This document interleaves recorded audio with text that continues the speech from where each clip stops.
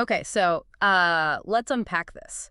Have you ever looked at that incredibly powerful device in your pocket Hmm. and felt like you're maybe only scratching the surface of what it can actually do? Oh, definitely. Happens all the time. Especially when it comes to something, well, kind of intricate like photography. Absolutely. Phone cameras are amazing now, but using them well is another story. Right. So today we're doing a deep dive into phone macro photography. That's the really close-up stuff, right? Tiny subject. Exactly, capturing those tiny details you wouldn't normally see. And we're drawing insights from this interesting piece called Notes on Photography, Part 195. Ah, okay. It was published pretty recently, July 9th, 2025. And it kicks off with this feeling that, well, I think many of us can relate to. Which is?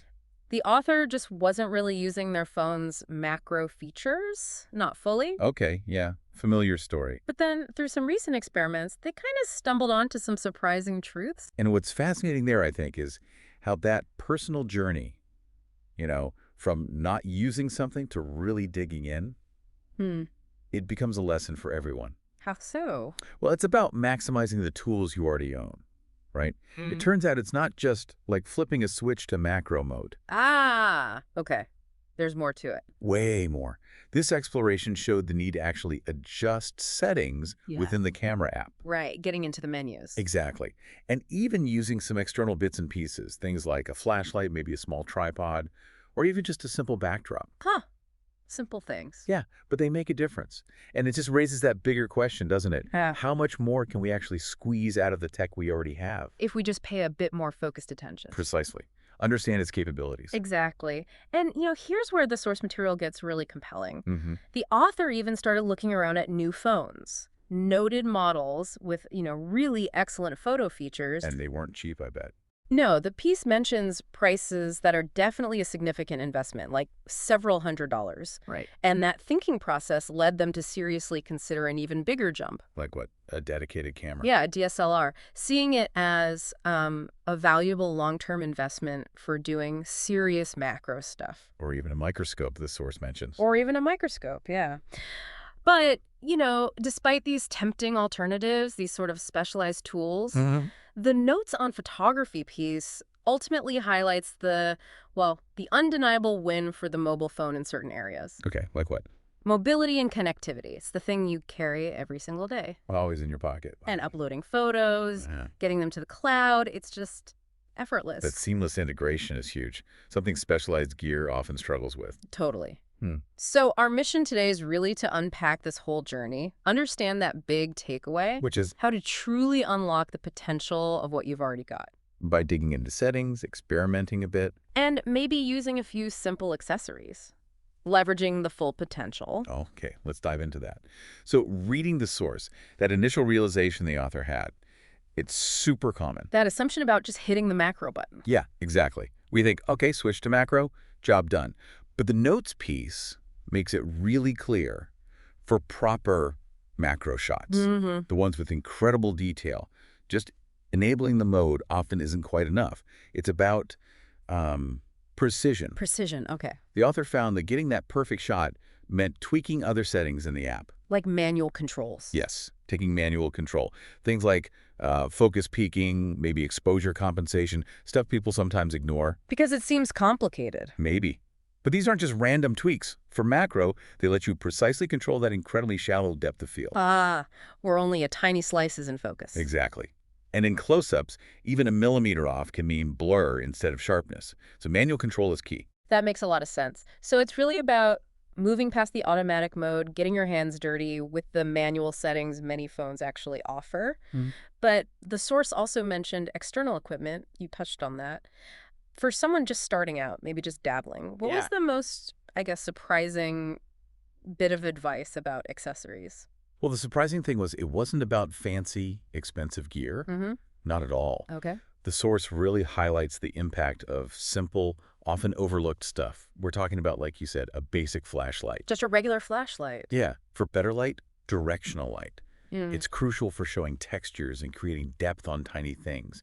Flat ambient light just washes that out. Right, you need those shadows and highlights. Exactly. And a tripod, it's not just for general stability.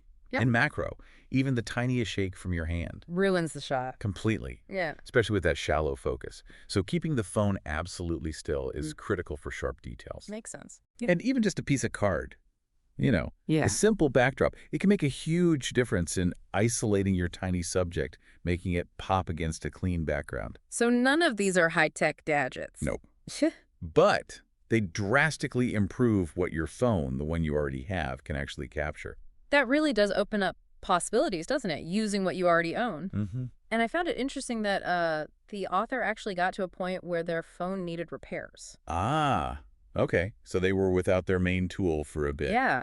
And during that downtime, it seems like they naturally started researching alternatives, which, makes sense if you're thinking about seriously leveling up your photography. Sure. What do they look at? Well, new phones first. Considering those top-tier models, the ones with the great cameras we mentioned. With that significant price tag. Exactly. That multi-$100 investment. Okay. And this research, it led them to think about an even bigger commitment, right? Yeah, a dedicated DSLR camera, or, as you pointed out, even a microscope for really, really serious macro work. Right. This kind of shift in thinking, it really underlines the perceived value, that long-term investment idea that specialized equipment seems to offer. Especially for very focused niche work like deep macro. Yeah. It suggests that for some people, for those really dedicated pursuits, these traditional tools, they still hold a pretty strong appeal. They offer things a phone struggles to match directly. But then comes the real aha moment in the source material.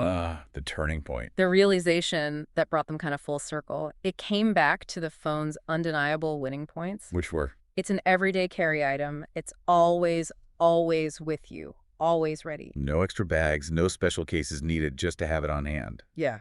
That immediacy, that convenience, it's incredibly powerful. Precisely. And the connectivity aspect the source mentioned, that's critical too. You mean uploading and sharing? Yeah, the ease of getting photos straight to cloud storage or sharing them instantly with just a tap, maybe editing right there on the phone. That's a massive practical advantage. Yeah. DSLRs, microscopes, they're powerful, sure, but they just can't match that ease without extra steps, extra devices. Right. That's where the phone really excels in daily life, how it fits into everything we do. Exactly. It's less about trying to be better than specialized gear at its own game and more about its unique, effortless integration. So, okay, let's bring this together. What does this all mean for you listening? Whether you're, a budding photographer or maybe just someone looking to get more value out of your tech generally.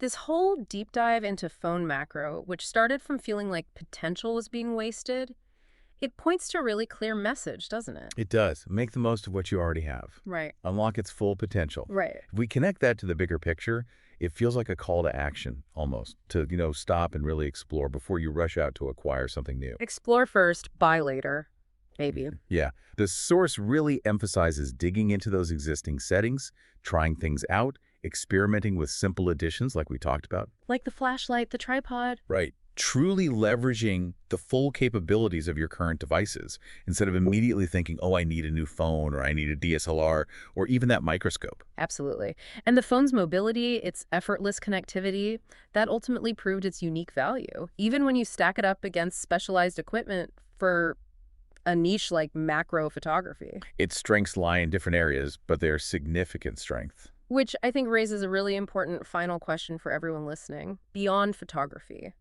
what other maybe hidden features or underused capabilities are just lurking inside the devices you already own? Good question. Things just waiting for you to discover and unlock them? Yeah. Maybe the next big aha moment for you isn't waiting in a store in a new purchase, But where?